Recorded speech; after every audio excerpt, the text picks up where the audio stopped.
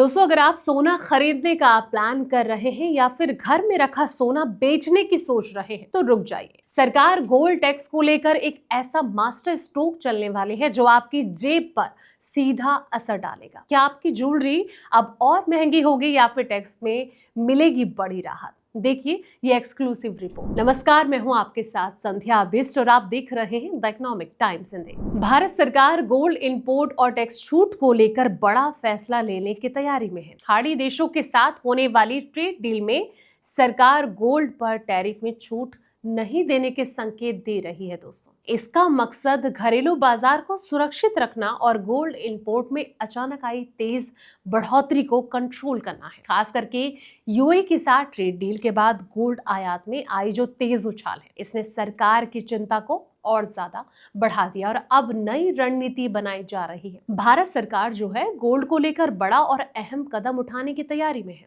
खाड़ी देशों के समूह यानी कि जीसीसी गल्फ कॉरपोरेशन काउंसिल के साथ प्रस्तावित ट्रेड डील में सरकार जो है गोल्ड पर टैरिफ में कोई छूट नहीं देने का फैसला ले सकती है। सूत्रों के मुताबिक कहा जा रहा है कि भारत में हाल ही में जो ओमान के साथ हुए ट्रेड एग्रीमेंट में भी गोल्ड और सिल्वर को टैरिफ छूट से बाहर रखा गया था। यही रणनीति अब जीसीसी के साथ होने वाली ट्रेड डील में भी अपनाई जा सकती है। इसका मतलब दोस्तों साफ है कि सरकार जो है गोल्ड को लेकर बेहद सतर्क रुख अपना रही है और टैक्स में राहत देने के मूड में नजर नहीं आ रही है। दरअसल सरकार की चिंता का सबसे बड़ा कारण जो है वो यूएई के साथ हुआ जो पिछला अनुभव है। भारत और यूएई के बीच सीईपीए ट्रेड एग्रीमेंट मई 2022 में लागू हुआ था। इस समझौते के तहत जो है भारत ने गोल्ड इंपोर्ट पर टैरिफ में छूट दी थी और एक तय कोटा के तहत सिर्फ 1% कस्टम ड्यूटी पर गोल्ड आयात की अनुमति दी थी। इसका असर ये हुआ कि यूएई से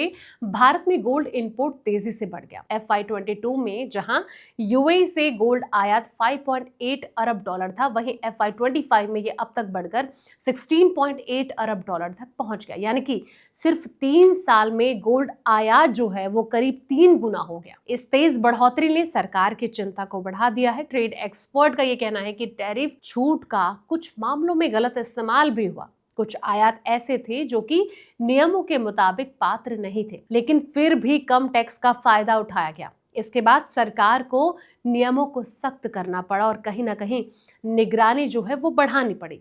अब सरकार जीसीसी के साथ होने वाली जो ट्रेड डील है इसमें तरह की स्थिति से बचना चाहती है और जीसीसी में यूएई, सऊदी अरब, कतर, कुवैत, ओमान और बहरीन जैसे जो बड़े गोल्ड ट्रेडिंग देश इसे शामिल हैं।